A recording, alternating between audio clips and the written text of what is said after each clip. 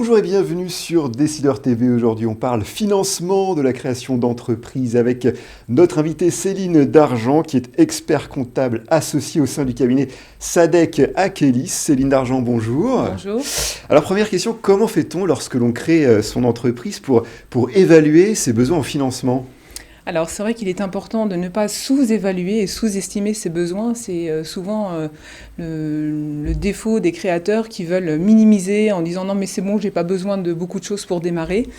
Bien au contraire, en fait, il faut lister tout ce dont on a besoin, que ce soit pour produire, pour communiquer, pour vendre, pour gérer également. Donc ça c'est la première partie, donc les investissements. Éventuellement le stock dont on aura besoin pour démarrer. La trésorerie pour payer les premières dépenses, le loyer, l'assurance, toutes les premières dépenses qui vont arriver avant les premiers clients. Exactement, le fonds de roulement. Et puis, voilà, éventuellement une petite marge supplémentaire de trésorerie au cas où. Ouais.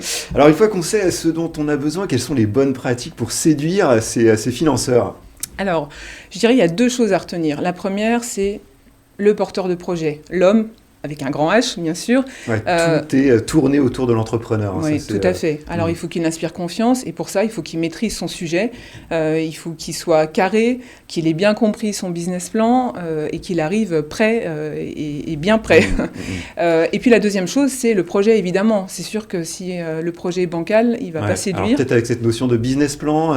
Exactement. Donc, un prévisionnel qu'on va réaliser avec... le mieux, une étude de marché pour bien voir s'il y a une réelle demande derrière. Et ça, si c'est carré et bien ficelé, ça va donner envie. Et la dernière chose, c'est qu'il faut que ce soit un vendeur qui vienne vendre son projet et qui se prépare en fait à cet entretien avec les financeurs. Alors, quelle est l'importance des fonds propres quand on crée son entreprise ? Alors, les fonds propres, c'est quoi déjà ? C'est ce que la société, ce sont les besoins ou les ressources de la société. C'est ce qu'elle va avoir pour démarrer financièrement et c'est apporté par le porteur de projet. Alors, les fonds propres, en fait, ils vont servir à payer les premières dépenses. Et puis ensuite, les fonds propres, au cours de la vie de la société, c'est les résultats de la société. C'est-à-dire que si elle gagne de l'argent et qu'elle le laisse dans la société, c'est ce qui va lui permettre de pouvoir s'endetter un peu plus éventuellement ou faire face aux crises, comme on a pu le voir très récemment. Alors oui, sur le sujet du financement, bien entendu, on va parler emprunt. Alors, quels sont vos conseils à ce sujet ? Alors, l'emprunt, il faut savoir que les banques, elles financent des ressources durables et stables. C'est-à-dire que si je demande à mon banquier de me financer ma trésorerie pour mon fonds de roulement, il va avoir plus de mal parce qu'il n'y a rien de concret derrière. Donc c'est important déjà de financer des investissements, de bien les évaluer dès le départ. Et puis moi ce que je conseille à mes clients, c'est qu'il vaut mieux éviter l'autofinancement. Et justement aujourd'hui, vu le coût de l'argent, et tant qu'il est encore comme ça, c'est toujours plus intéressant de financer. C'est intéressant d'emprunter en ce moment. Exactement. Alors après, si la société n'a pas assez de fonds propres, l'idée c'est que ça peut être du financement par crédit bail ou location longue durée. Ça c'est également un conseil. Il y a d'autres solutions. Tout à fait. Alors une autre source de financement réside dans les fameuses levées de fonds, bien entendu. Alors, mais comment ça marche concrètement ?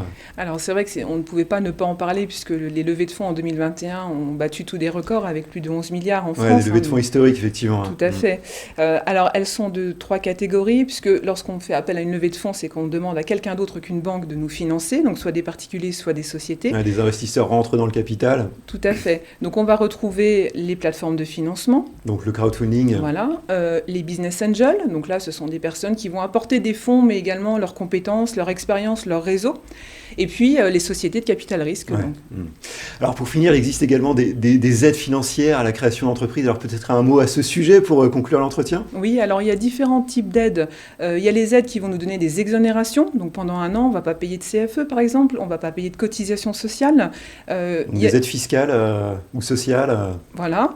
Ensuite, on peut avoir des compléments de revenus. Donc, pour les porteurs de projets, ils peuvent avoir le maintien de leur pôle emploi. Ok, intéressant. Ou un capital même pour démarrer lorsqu'il manque de fonds propres. Et puis, il y a des aides de type prêt à taux zéro qui sont initiées par les plateformes d'initiative locale, où là, le porteur de projet vient présenter son projet à des banquiers, des assureurs, des chefs d'entreprise pour obtenir un crédit. Ces fameuses aides. C'est prêt à taux zéro. Un prêt d'honneur, voilà, tout à fait. Eh bien, merci pour cet éclairage, Céline Dargent. Avec plaisir. C'était l'interview du Monde du Chiffre. À très bientôt sur Décideur TV.